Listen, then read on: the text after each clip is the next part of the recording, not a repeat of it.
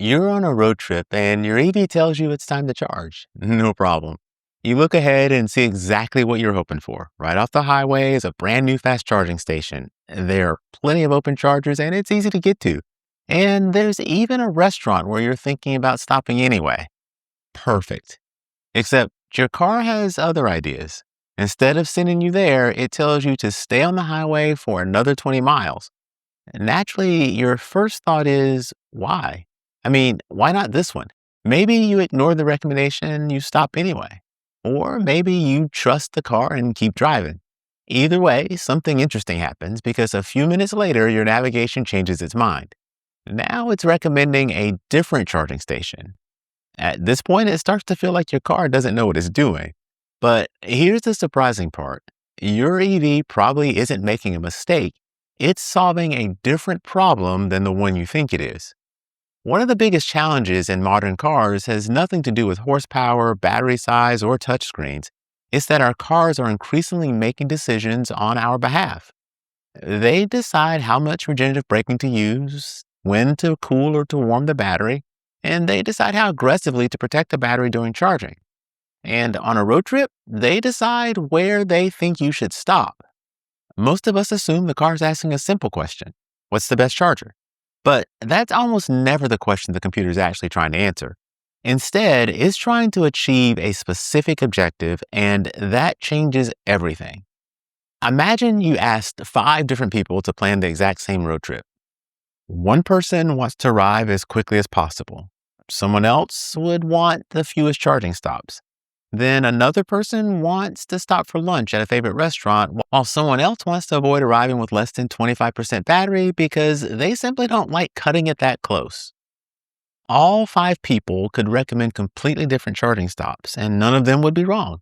They're simply trying to accomplish different things. Your EV works the same way. If your car is trying to minimize the total time for your trip, it may recommend stopping earlier than you'd expected because charging is usually fastest when the battery is relatively low. A shorter stop now may actually get you to your destination sooner than driving farther and charging longer. But maybe that isn't what you wanted. Maybe you're ready for lunch anyway, and maybe you'd rather spend 30 minutes eating than to make 2 12-minute charging stops. The computer sees travel time while you see lunch. Those are different objectives. Maybe your EV plans for you to arrive at the charger with only 8% battery remaining. To the computer, that's perfectly reasonable. Modern EVs are designed to do exactly that, and arriving with a lower state of charge often means the battery can accept energy more quickly. But maybe you don't enjoy seeing single digits on the dashboard. Maybe 25% helps you relax. Neither objective is wrong, but they're simply different. Sometimes your car recommends the fastest charger. You might prefer the slightly slower charger next to the coffee shop or the cleaner restrooms, or maybe you prefer a place where your kids can stretch their legs. The navigation system has no idea those things matter to you. It isn't thinking like a human or making human decisions. It's solving for an objective. This also explains something that confuses a lot of EV owners. Have you ever noticed that your car sometimes changes charging recommendations while you're driving?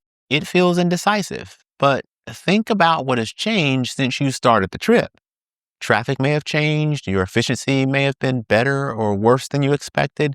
A charging station may have become available while another one may have filled up. Every time new information becomes available, the computer simply solves the optimization problem again. And from your perspective, it looks like the car changed its mind, but from the computer's perspective, it's just found a better answer based on the latest information. Once you understand that, the recommendations stop feeling random and they start making sense. That doesn't, however, mean you always have to follow the recommendation. In fact, one of the best things about route planning is that you can ignore it whenever you want. Want to stop for lunch? Go ahead. Want to use the charger next to your hotel instead? That's fine too. Want to ride with a little more battery than your car planned? You can absolutely do that. The point isn't that the car is right, and it isn't that you're necessarily right. It's you're often trying to accomplish different things from the car. And once you understand what your EV is optimizing for, you stop wondering why it made that recommendation. Instead, you can decide whether it's an objective that matches your own. That's a very different way of looking at modern cars. They're making more decisions than ever before, not because they're smarter than people, but because they're constantly trying to optimize for a particular outcome. The trick is remembering that you don't have to accept that outcome. You can change the route, you can choose a different charger, and you can stop whenever you want. The recommendation isn't a command, it's simply the strategy your car thinks is most likely to achieve its objective. The next time your EV tells you to skip a perfectly good charger and drive to another one farther down the road, don't assume it's confused. Ask a different question. What problem is my car trying to solve? Because once you know the answer to that question, you'll understand not only why it picked that charger, but a lot of the other decisions your car makes as well. And I think that's one of the most interesting things about modern cars. The technology isn't just changing how we drive, it's allowing cars to actually make decisions for us.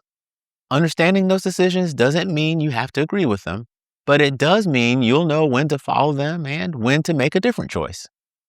This is Wrench and Reason, where we explain how modern cars actually work. I'll see you in the next one.